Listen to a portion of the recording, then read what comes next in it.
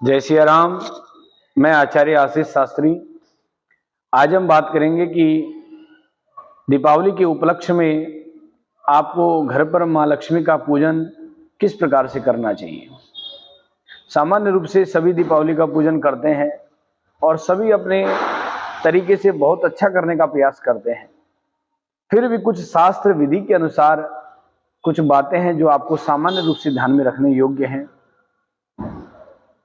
इस बार जो दिवाली है वो 12 नवंबर 2023 रविवार के दिन है। सायंकाल 5:25 से लेकर 9 बजे तक शुभ और अमृत का मुहूर्त है। इस बीच में वृष लगन भी है और स्थिर लगन है, शुभ लगन भी है और शुभ समय भी है।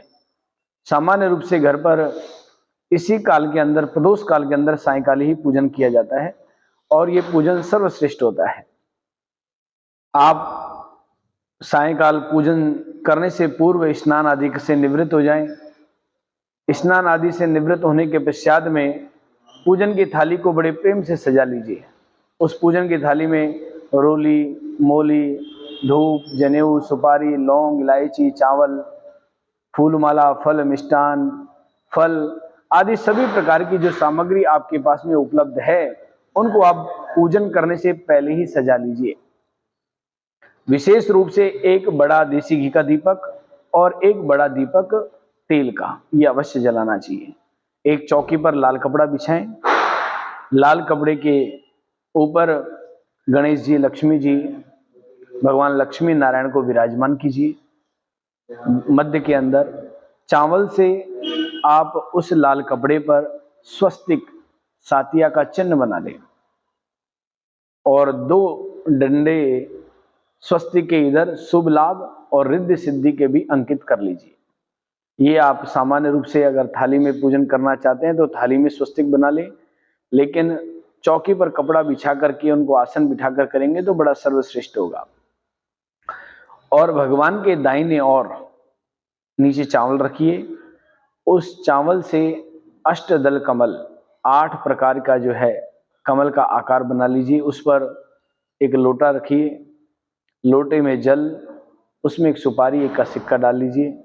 लोटे पर भी भगवान गणेश जी का स्वस्तिक चिन्ह बना ले और नारियल पर मोली लपेट करके आम के पत्ते कलश में लगा करके वहां पर कलश स्थापना करना।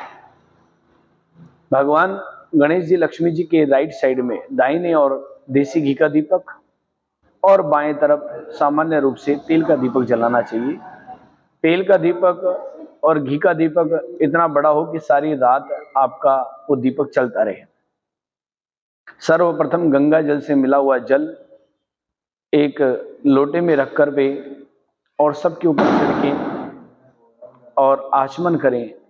ओम केशवाय नमः, ओम माधवाय नमः, ओम नारायणाय नमः। इस आचमन को करने के पश्चात में हाथ धो लें, दीपक जलाइए और दीपक भी गंध, अक्षत, पुष्प दीपक का पूजन करके प्रणाम करें। उसके पश्चात में अपने मस्तिष्क पर तिलक करें। परिवार के जितने भी सदस्य बैठे हुए हैं सब पर तिलक कीजिए।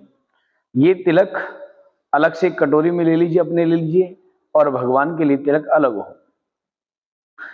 आप धर्मपत्नी सहित पूजन कर रहे हैं तो आपकी धर्मपत्नी आपके राइट साइड में बैठनी चाहिए, आपके दाहिने और।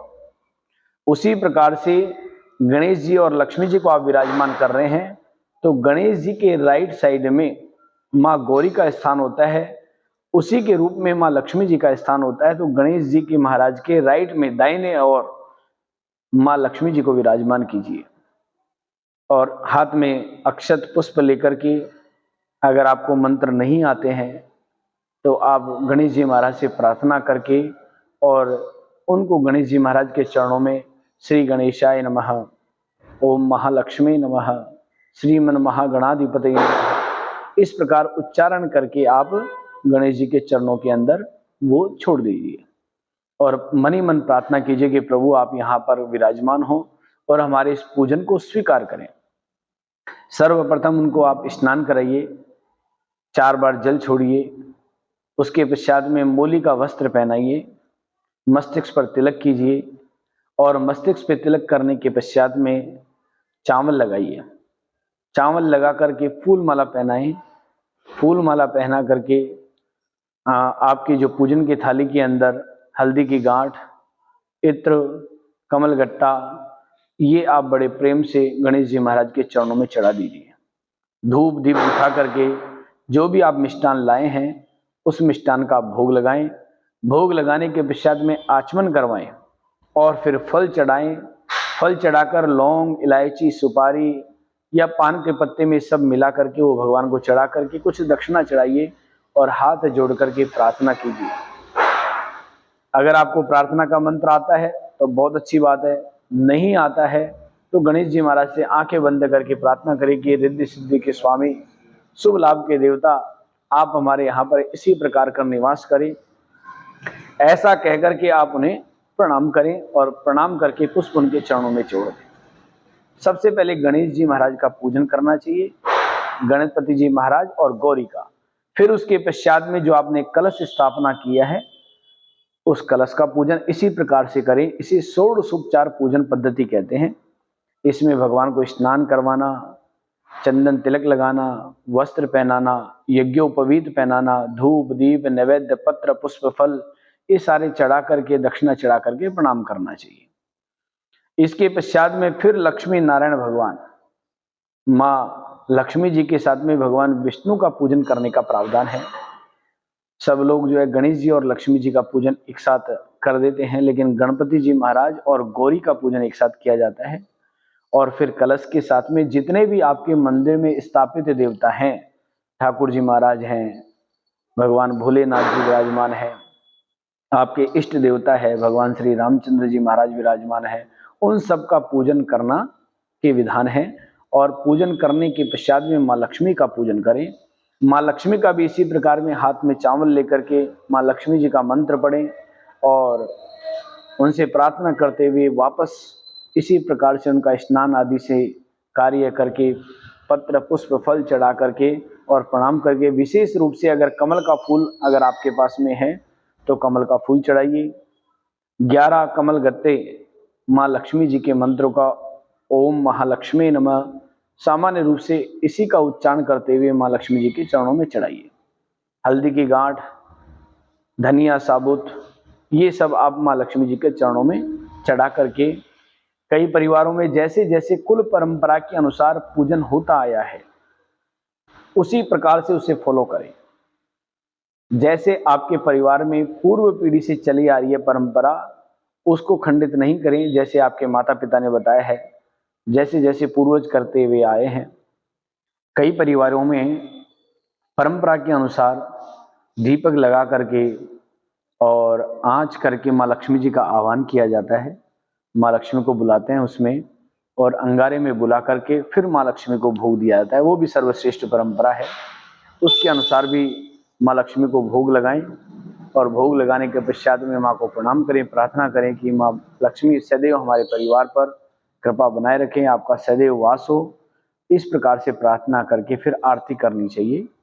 पहले गणेश जी महाराज की आरती करें और फिर महालक्ष्मी जी की आरती करें।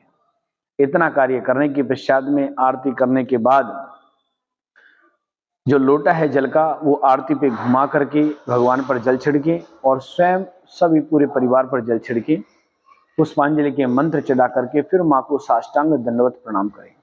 इस पूजन के अंदर कमलगट्टा, कमल के फूल, कौड़ी और धनिया, हल्दी की गांठ माँ लक्ष्मी जी के चरणों में अवश्य चढ़ाएं, ये चढ़ाना ना भूलें। विशेष रूप से आपकी तिजोरी के अंदर कोई स्वर्ण मुद्रा है, चांदी के सिक्के हैं, वो भी उस पूजन के अंदर सम्मिलित अवश्य करें और उनको करने के पश्चात में फिर आप वापस तिजोरी के अंदर रख सकते हैं।